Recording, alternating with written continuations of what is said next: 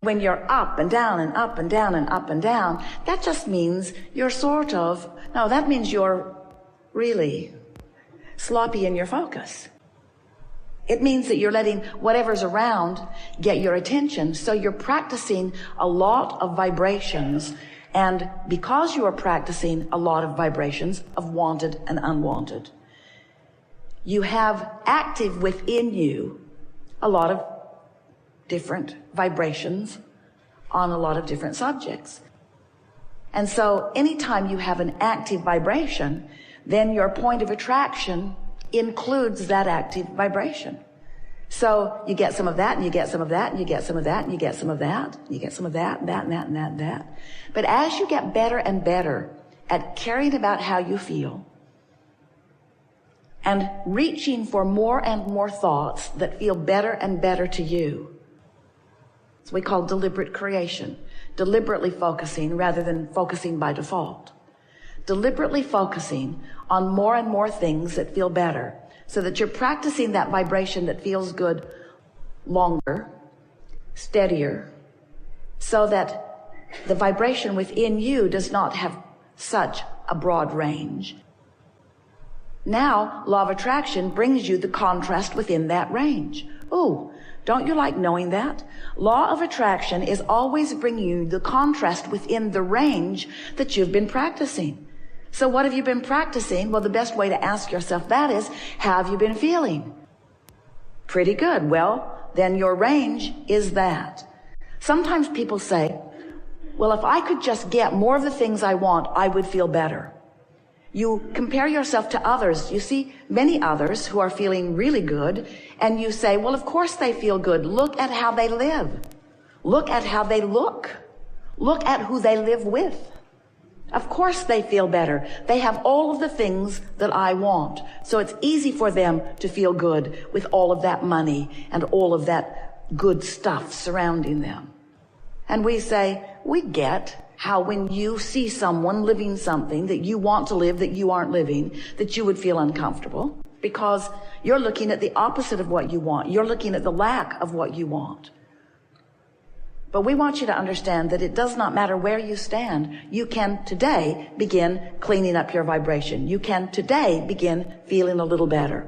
And as you feel a little better, that's your indicator that you are cleaning up your vibration. And by that we mean you're not introducing so many of the I know what I don't wants to the equation. It's more, I like that, I prefer that. We want you to remember that you are vibrational beings. It's hard to remember that because you're so tangible, you're so physical, you're so flesh, blood, and bony. We know. You are physical and you live in a physical world, and so you are accustomed to seeing the things that are physical in nature and calling it your reality. And we call it your reality too, but there is a vibrational reality that is at the basis of all of the tangible, manifested, realized reality. And that reality is the reality that we want you to begin to give your attention to. Because if you can get out ahead of the manifestation by focusing upon the vibration that is the precursor to all manifestation, now, not only will you have a more joyful romp through life experience, but you will have more deliberate control of what does manifest. Now, we're really not too excited about helping you control your manifestations in the sense that we really don't want you to measure them and catalog them and pigeonhole them and try to understand your world from the framework of the manifestations. It's what almost everybody you know is doing. You're comparing your stuff to each other. And while that is certainly a natural process, it slows you way, way, way, way down. If you were making one comparison and one comparison only, and that is the vivid all day, really easy to discern comparison between what your vibrational frequency is right now, this red hot minute, given the attention that you're given to whatever you're giving your attention to. Follow that? Whatever you're looking at is causing you to offer a vibration. And the source within you, that's where we come in, is looking at the same thing right now from our perspective or our opinion. And so, Source has an opinion about what you have an opinion about. And if the opinion that Source has about what you have the opinion about meshes, matches, merges, harmonizes If it's the same, in other words, if you're looking at somebody and you're loving them, your opinion matches. But if you're looking at someone and you're not loving them, not so much, well, Abraham, you should have seen what they did. If you're looking at someone and you're feeling something less than love, you see, you don't walk around feeling less than love. You walk around thinking thoughts that give you the feeling of less than love. You don't think, I'm going to not love you. You think, I don't like what you just did. Or I don't like what you just said. You focus negatively in an attitude of trying to push away from you something unwanted. And when you do that, you do something different than the source within you is doing right here, right now, about the same subject. And so the feeling of I don't love you, the feeling of absence of love, is the feeling you get when you diverge, when you depart, when you contradict the opinion that the larger part of you holds. Now, how does that settle with you? Does it make you feel funny that there's someone with such an opinion about what you've got going on? We are the product of what you've been synthesizing. We are the sum total of all that you've lived. We stand as the vibrational equivalent of what you've come to. So you cannot separate yourself from us, but you can introduce enough resistance between that which is you and that which is us that you can make yourself feel bad. And then you blame it on everything else. You blame it on that guy. You blame it on that other thing that happened. You blame it on some circumstance or some event. And we want you instead to take credit for every emotion that you feel, because every emotion that you feel is the simple byproduct or indicator of your frequency as it relates to the total frequency of who you are. So when we are talking about that relationship between you and you, we're talking about the vibrational relationship between you as you stand right now, given the opinion that you hold, and you that has become the vibrational equivalent of that which is us.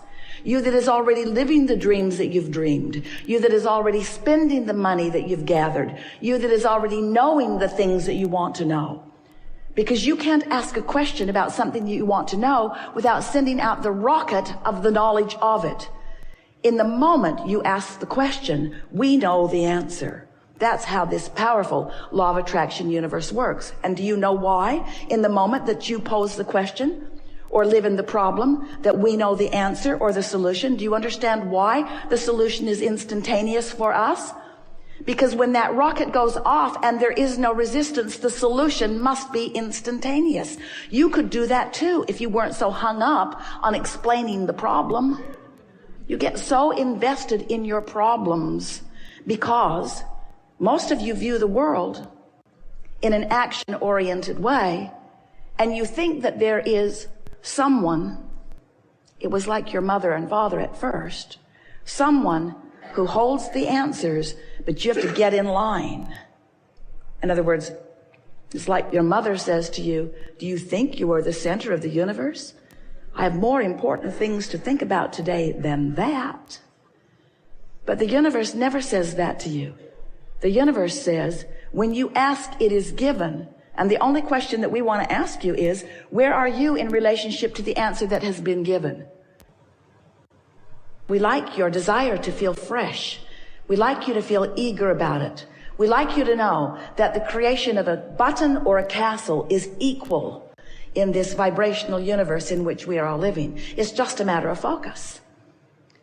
So when you get it, that you are the focuser of your reality into beingness, and that part of that focus is choice, and part of that choice is contrast or variety. When you come to realize that just like when you are at your food buffet, where no one, not lately anyway, is forcing things onto your plate. No one is making you choose specific things. You're just choosing because life has shown you what you prefer. And so that is the way we see this contrast that you're, started to say engulfed in, but that sounds like it's a little bit oppressive.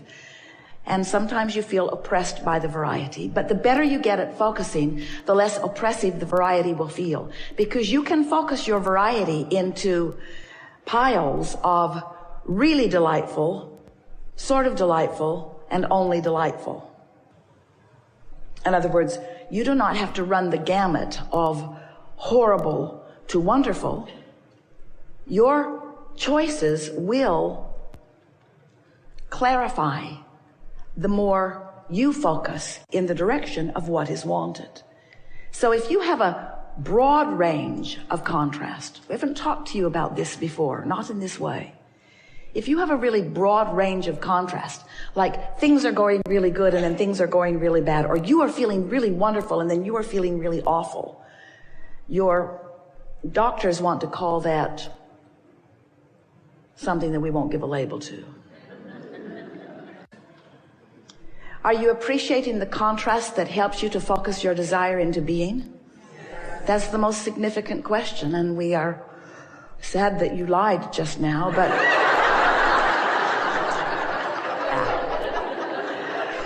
we are never sad. But you did lie. But that is a very good goal for you, to come to the place where you are enjoying the variety for the choices that it helps to formulate within you.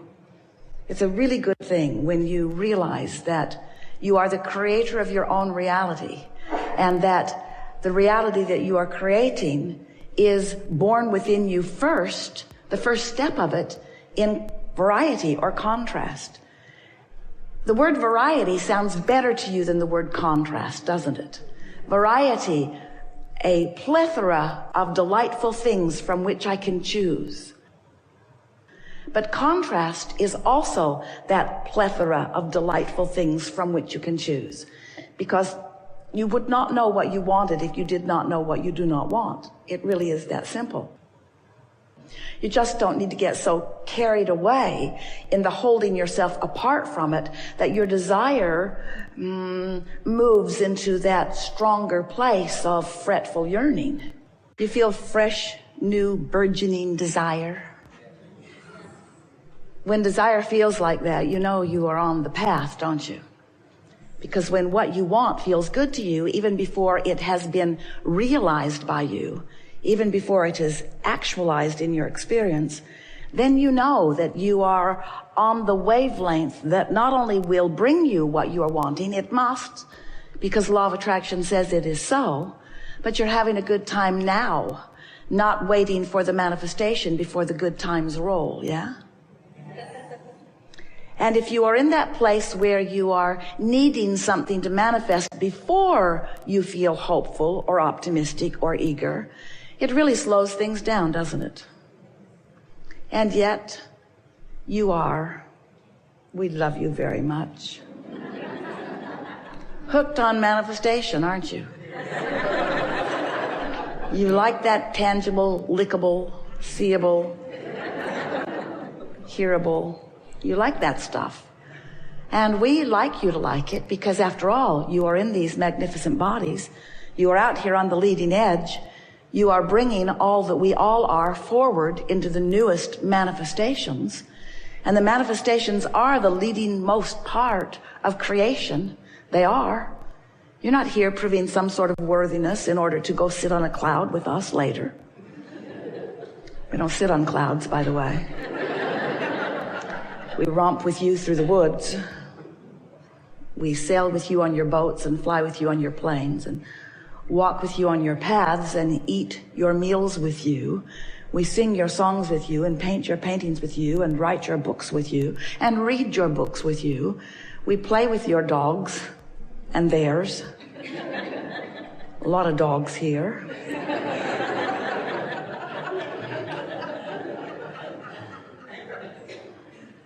A lot of dogs here.